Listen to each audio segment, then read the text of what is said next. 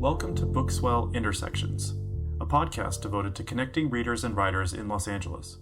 Our goal is to make the book scene in LA easier to navigate, to introduce readers to new writing, and to weave together digital and real-life literary experiences. Our passion is amplifying underheard voices in publishing, including writers of color and LGBTQ, female, and indie writers. I'm your host, Cody Sisco. Welcome to BookSwell Intersections. In future episodes, we'll be joined by writers for interviews, but since this is our first episode, we decided to focus on recapping recent events and looking forward to upcoming events. Let me introduce you to the Intersections co-hosts for today. Irene Yoon is director of the LA Review of Books USC Publishing Workshop. Hi, thanks for having me. Sarah Labrie is a professional book club facilitator. Hello. And Dan Lopez is a local bookseller and author. Hey, Cody. Hi, everyone. Welcome. Before we get to all the great literary events coming up in March, let's get caught up.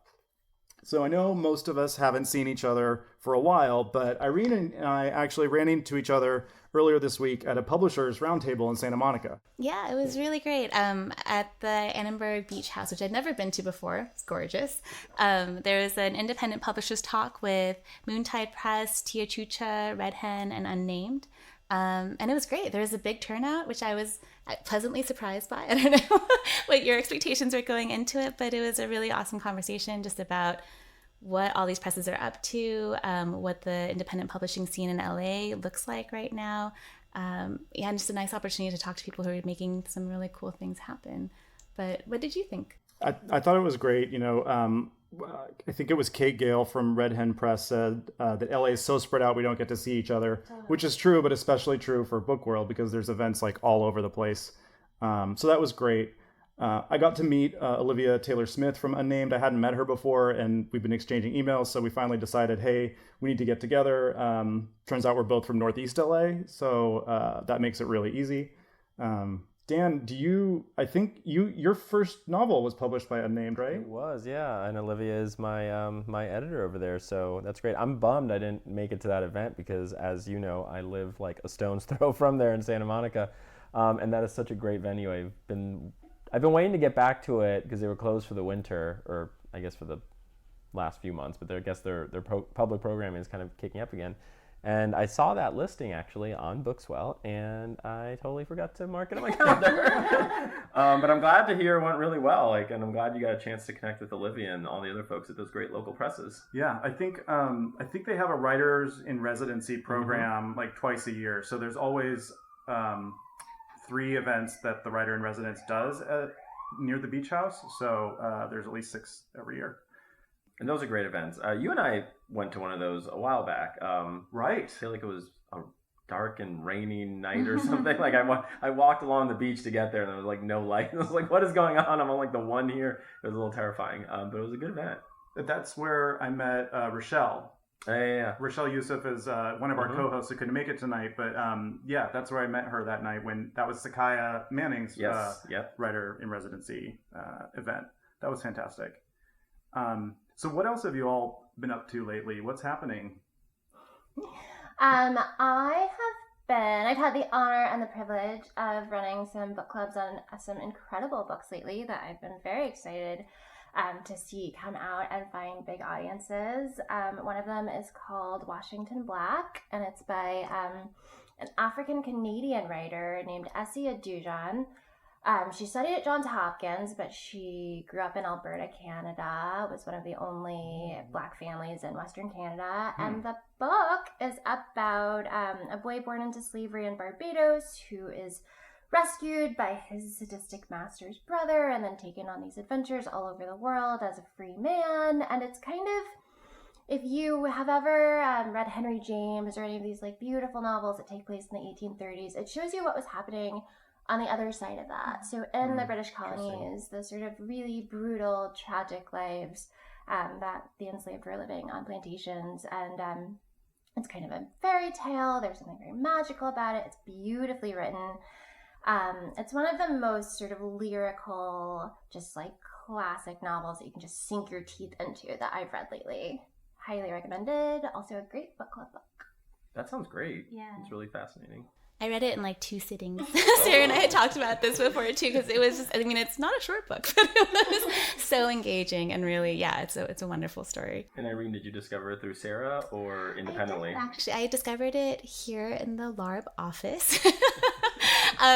And took it home, and it was really great. My husband had actually read it too, and he was raving about it, and so the 3 of us got to talk about it at length over dinner the other night because it's a really fabulous novel. So yeah, I would second that recommendation for sure.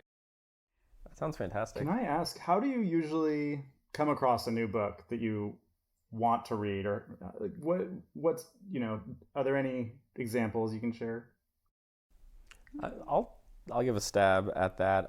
As a bookseller, I know that there's really nothing more important than word of mouth. Like, so many times people will come in the store and they'll be like, oh, I heard about such and such from a friend of mine, and you kind of, you try to recommend similar books. Actually, a great book that I recently read was also word of mouth. My husband, who also does a LARB podcast, he was looking at this book called Leading Men by Christopher Castellani. It's a brand new book. It's kind of a historical fiction about Tennessee Williams and his longtime lover, Frank Merlo, and they kind of spent this, sort of idyllic time in the 50s in the countryside in Italy. And they went to this big party that Truman Capote threw, and there they met this fictional character, an actress named Anja Bloom, and it kind of goes on from there. It kind of recounts how their lives got to where they're going. And what I found very fascinating, it's kind of, if you've read Beautiful Ruins, that Jess Walters book, it's kind of that idea of Hollywood stars or famous people from, the mid-century hanging out in Italy. Like, it's kind of almost, I would say, like a trope. And of course, it's very lush, it's very, decadent, and you want to dive into it. So that's what drew me to it. But really, I stuck around because of the totally fictional character of Anja Bloom, who I was super icy in an amazing way, and had this, she just had this really great perspective on kind of these gay men in her lives and how the gay men use the women. And she's really she was looking at it in this interesting perspective of I value these people, but I also feel like I'm a pawn in their lives, which I thought was a kind of interesting thing coming from a gay male writer, to kind of do that self-critique a little bit through the voice of this other character. And yet the story was coming through that character. Yeah, in part. There's a lot of different areas. It jumps around a lot. But yeah, it was a really sort of fascinating thing. And again, never would have heard about it if it weren't for just word of mouth. Right. And just it shows up on someone's radar. Mm-hmm. And I guess the publishers are probably always trying to backwards manufacture this, right? So they seed it with the right people. Like you mentioned, you find the galley or whatever here at the LARB office for the previous book. I bet that's they're like, how do we get that? Put her in the right hands. Like, that's the influencer, right? So basically, send me books is what I'm trying to say.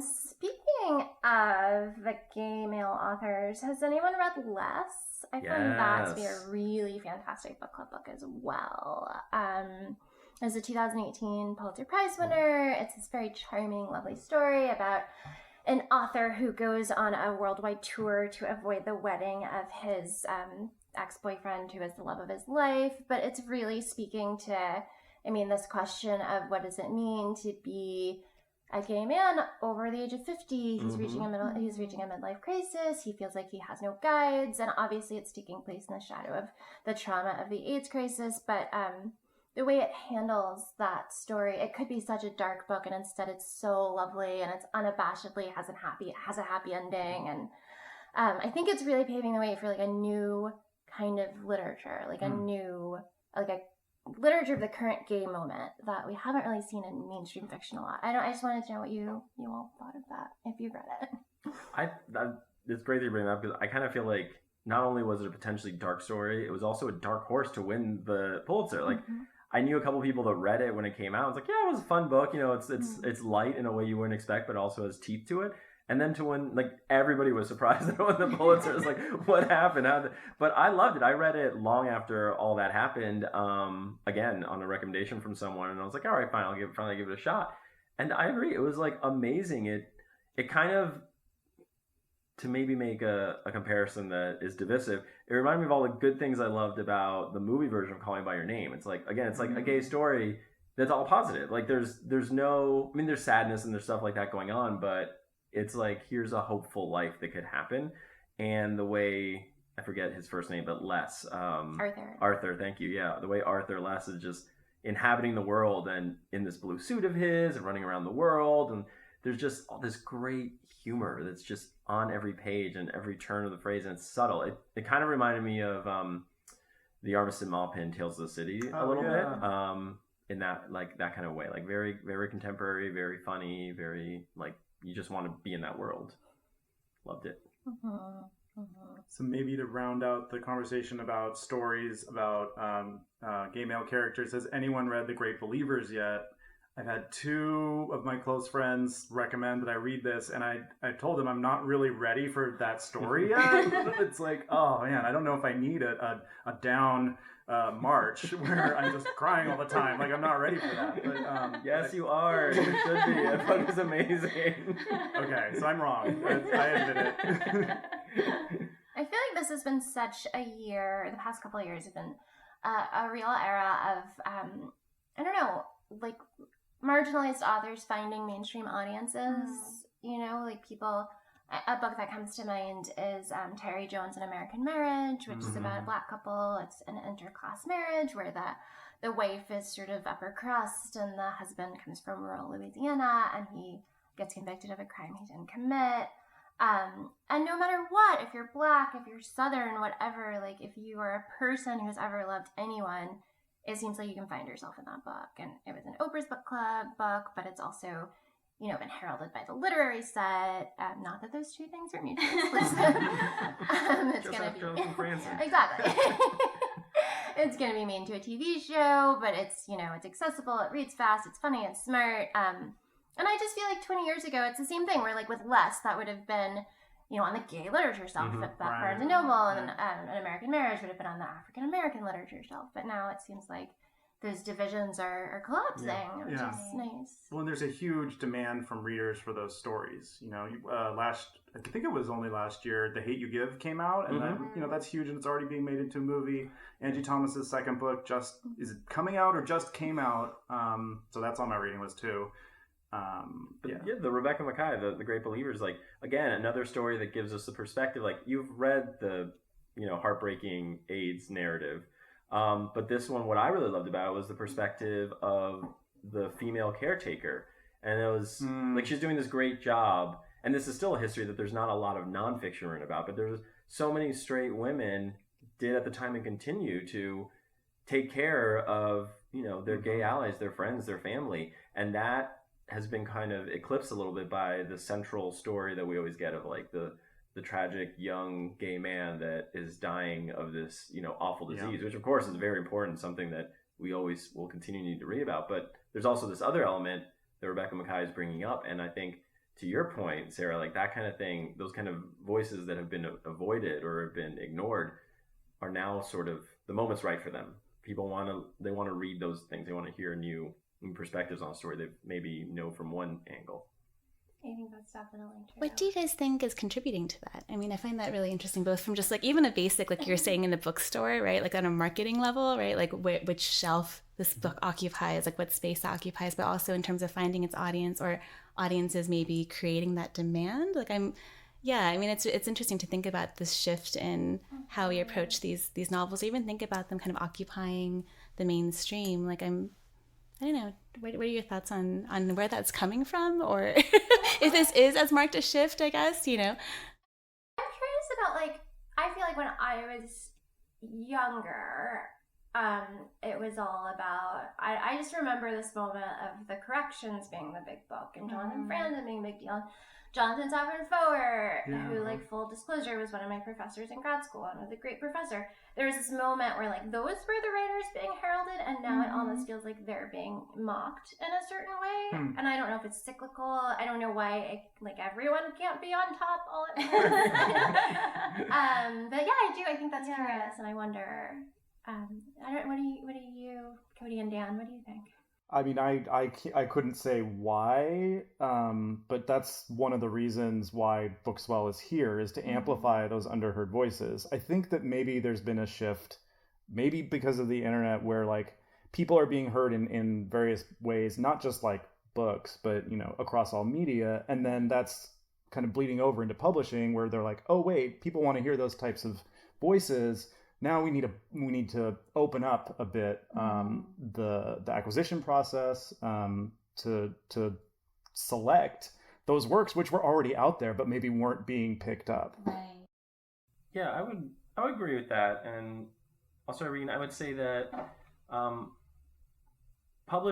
these books are making money, right? At the end of the day, these stories there is definitely a hunger for them because people are buying them, which I think is the key point, because publishing, just like any other industry, is not as diverse as it should be. Right. So I think when you don't have a diverse sort of acquisition process, or you don't have the tastemakers are themselves not diverse, there's always going to be a resistance to trying something new because you're unfamiliar with it. And we all do that in our everyday life for any number of reasons. But the fact that these books are succeeding means that people are like, okay, I now feel comfortable, taking a quote unquote risk on a book that maybe before I wouldn't have, because I just didn't know how to read it. I didn't know how to engage with it. So I think on the one hand, we have to give a lot of credit to publishers for sort of taking a risk or extending themselves. But on the other hand, we also have to thank the readers for buying these books and wanting these books and supporting events for these authors, and any other thing that you could do to kind of show your love for diverse books. Right. So I think it's a twofold reason. Yeah. So with that, I think we want to transition to start talking about what's coming up. Like, what are the events that we're really excited about coming up in March? We just posted 144 events to the BookSwell website. Wow. So that's, and I'm sure we didn't even capture everything, but that's like as much as we could find. We'll be updating it regularly. But it looks like March 10th is like my day of just going to everything I can. At the event where Irene and I were on Tuesday, I met a woman named Rita Osei. I sat down next to her, and she has just published an anthology of poetry called #Woman, which includes 50 poems by 16 artists from around the world, and they're doing a book launch downtown at the Brewery Arts Complex on March 10th. So like that I'll be at. Turns out that's just after another event at Skylight Books at 5 p.m., which is this great book that I wish I'd known about it when it was in development. It's called Headcase: LGBTQ Writers and Artists on Mental Health and Wellness. And I feel like if I miss that, my FOMO will kill me, or at least it'll make me very sad. So like that one I'm going to as well. So like all my money's on March 10th. Jill Abramson, who used to work at the New York Times, she was like the head woman over there. It's going to be speaking at the LA Public Library's Aloud series about her book, The Truth Merchants, which is about Vice, BuzzFeed, the New York Times, and I believe the Washington Post, and like the current political moment and how they're dealing with the radicalization of politics and everything. I'm really interested, both because I'm interested in the current state of journalism and also because there has been some scandal surrounding that book, some allegations that she may have plagiarized or her research assistant may have plagiarized, and I'm really curious to see how somebody with such a storied career addresses and deals with something like that. Yeah. And that's happening at the Aloud series, which has had its own set of controversies for the past week. So that'll be a cluster. Yeah. You'll have to tell us next time how it goes. Bring my popcorn and my tea and Plagiarism is having a moment. Really, like AJ Finn was the other one. Oh my gosh. Yes. I forget the name of the book, but like the woman in the window. Yeah. We should have an episode devoted to literary scandal.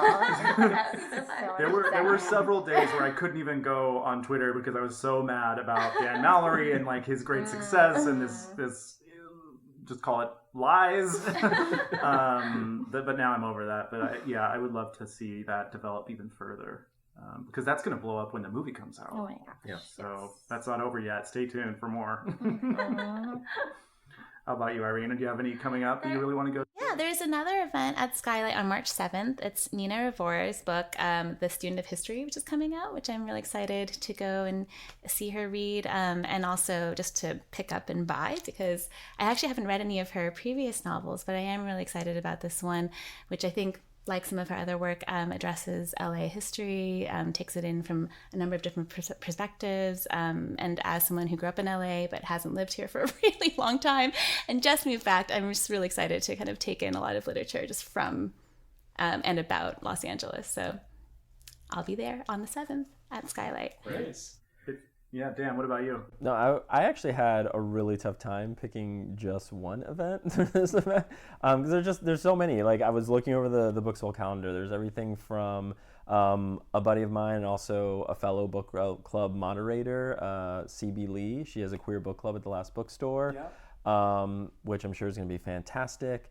A guy I knew back in my New York days when he was teaching writing classes at Gotham Writers Workshop, Matt De La Pena. He's now like this great children's book author, and he has an event. He just did a Superman, like he wrote a Superman, and they're doing an event at Vroman's for that. Yeah. There's a lot, but ultimately what I decided on was Ali Liebegot's signing again at Skylight Books. That's I'll be at Skylight. Yeah, right. Yeah. We'll just record there. That one's on March 12th, and what I loved about like Liebegot's book, I know her from events at Lambda Lit Fest. We had her at one of our community-driven events, and that's where I first heard from this book, and I was just enraptured with it. It's, I guess, what you would call a book-length memoir through poem. I don't really know how she classifies it. I read it in Galley, so I wasn't even marketed to me. But it's just it's a beautiful, heartbreaking, like cathartic story of... Emergency is not in the building. It's a beautiful, heartbreaking, cathartic story about the speaker of the poem. I guess it's probably Liebegot, is dealing with the impending death of her dog, this beloved Dalmatian of hers, right after her partner's mom dies, and then her partner leaves her like a year later. So like all these awful things are happening. Like the very first poem starts with like a baby bird dying, and this sounds super sad and depressing, but it's actually not. Like Les, it's actually, she finds a way to kind of pull out the humor, and just I know from having heard her read that when she does read, she's gonna bring out that humor. You're gonna be like laughing along while still also ugly crying.